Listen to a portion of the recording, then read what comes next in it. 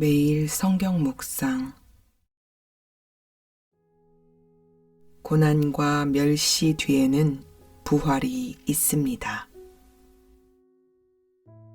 오늘 말씀은 마가복음 9장 9절에서 13절 말씀입니다. 그들이 산에서 내려올 때에 예수께서 경고하시되 인자가 죽은 자 가운데서 살아날 때까지는 본 것을 아무에게도 이르지 말라 하시니 그들이 이 말씀을 마음에 두며 서로 문의하되 죽은 자 가운데서 살아나는 것이 무엇일까 하고 이에 예수께 묻자와 이르되 어찌하여 서기관들이 엘리야가 먼저 와야 하리라 하나이까 이르시되 엘리야가 과연 먼저 와서 모든 것을 회복하거니와 어찌 인자에 대하여 기록하기를 많은 고난을 받고 멸시를 당하리라 하였느냐. 그러나 내가 너희에게 이르노니 엘리야가 왔으되 기록된 바와 같이 사람들이 함부로 대우하였느니라 하시니라.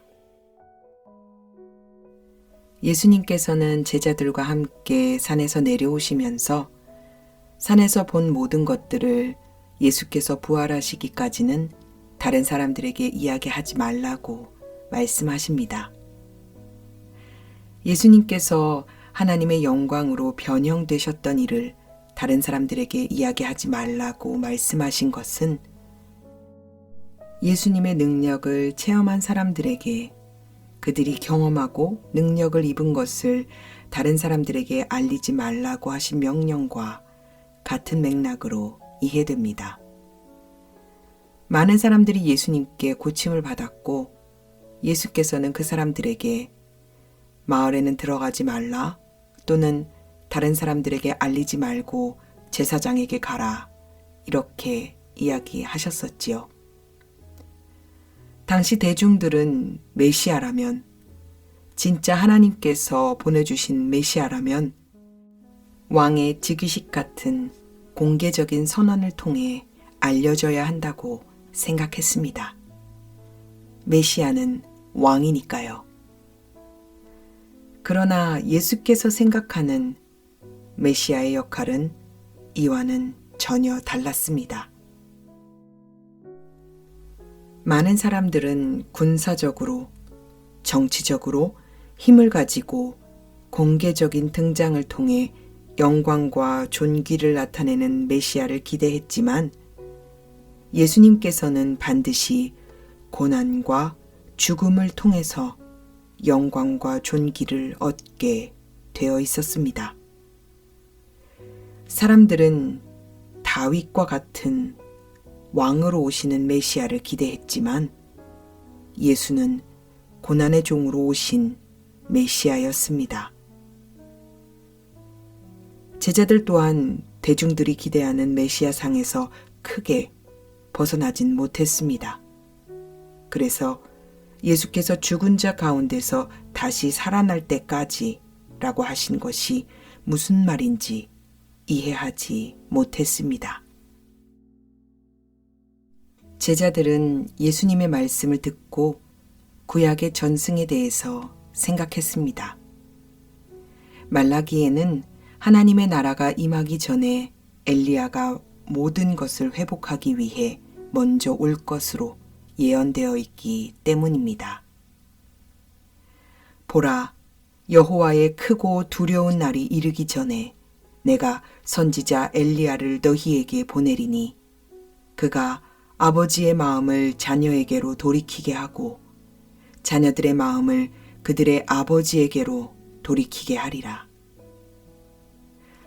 그들은 예수의 죽음과 부활이 하나님의 나라가 권능으로 임하는 것과 관계가 있다면 이 일들이 일어나기 전에 예언대로 엘리야가 이미 왔어야 하는 것 아닌가라고 생각했던 겁니다. 그래서 그들은 예수님께 질문했습니다. 이런 제자들의 질문에 예수께서는 그들의 질문이 맞다고 수긍하십니다. 그리고 엘리야가 왔으되 사람들이 함부로 대했다. 이렇게 말씀하셨습니다. 여기서 엘리야는 세례자 요한을 가리킵니다. 세례자 요한은 말라기에서 예언된 엘리야였고 주 예수 그리스도가 오시는 것을 준비하는 사자였습니다. 그러나 그는 헤롯에 의해 옥에 갇혔고 죽임을 당했습니다. 예수께서 12절과 같이 말씀하신 것은 세례자 요한의 고난과 죽음이 필연적인 사건이며 주님의 고난 또한 필연적인 일임을 말씀하시기 위함이었습니다.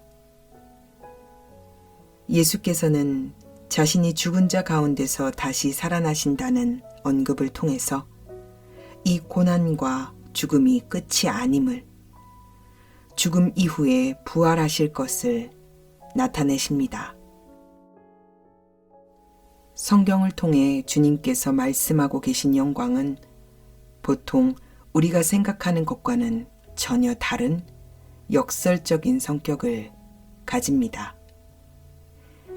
세상은 이기는 자의 승리의 영광을 이야기하지만 예수님께서는 죽음과 고난의 영광을 말씀하십니다. 세상 사람들이 보기에 세례자 요한의 삶은 지질이 고생만 하다가 힘 있는 권세자의 횡포에 목이 날아간 실패한 인생이었습니다. 예수님의 인생은 어떤가요? 많은 추종자들이 있었지만 결국 세상의 힘과 권력을 쥐고 있는 대제사장들의 농간에 힘 한 번 제대로 써보지 못하고 십자가에 달려 처형당한 실패한 인생이었습니다. 힘의 논리로 볼 때, 세상의 기준으로 볼 때 이들 모두는 하나님의 일을 한다고 애썼지만 결국 건진 것 하나 없이 세상의 힘과 권력에 무릎 꿇은 안타까운 인생이었을지도 모릅니다. 그러나 주님은 말씀하십니다. 인자가 죽은 자 가운데서 살아날 것이라고 말입니다. 진짜는 눈에 보이는 것에 있지 않습니다. 예수 밖의 가치관은 이 세상에서 잘 먹고 잘 사는 것에 모든 것이 집중되어 있습니다. 모든 삶의 방향이 그것을 향해 있죠. 대중들이 원했던 메시아도 이 가치관에서 벗어나지 못했습니다. 물론 이 땅에서 잘 사는 것 정말 중요합니다. 그러나 진짜는 그것이 전부는 아닙니다. 이 땅에서, 이 세상에서 어떻게 사는 것에 모든 관심이 집중되어 있지 않습니다. 세상이 가져다 주는 영광은 영원하지 않기 때문입니다. 진짜 영광은 눈에 보이지 않는 죽음과 어둠의 권세, 지금 당장 힘이 있어 보이는 그 예수 밖의 가치관을 완전히 부수는 데에서 드러납니다. 영광은 힘의 논리로 주어지지 않습니다. 진짜는 오히려 사랑하기 때문에 기꺼이 감수하는 희생에서 나옵니다. 이 사랑은 영원한 사랑으로 우리를 위해 십자가 지신 참된 생명이신 예수 그리스도에게서만 나옵니다. 이것이야말로 그 어떤 것과도 비교할 수 없는 하나님의 영광이요, 영원한 영광입니다.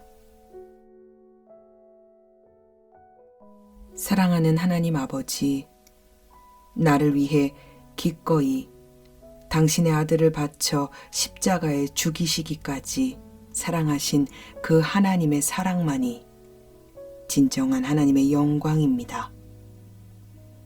세상은 힘이 있어야 한다고 말하고 온갖 눈에 보이는 것에 집중하게 만들지만 우리는 압니다. 우리가 보고 있는 모든 것들이 영원하지 않다는 것을요. 당신께서 아픔을 끌어안으셔서 죽음을 통해 나를 사랑하셨듯이 나도 기꺼이 당신을 위해 고통을 감수할 수 있는 진짜 사랑을 가질 수 있게 인도하여 주시옵소서. 그 진짜 사랑만이 우리를 살게 한다는 것을 기억하게 하시고 그 사랑 때문에 사는 우리들 되게 하여 주시옵소서. 거룩하신 우리 구주 되신 예수님의 이름으로 간절히 기도드립니다. 아멘.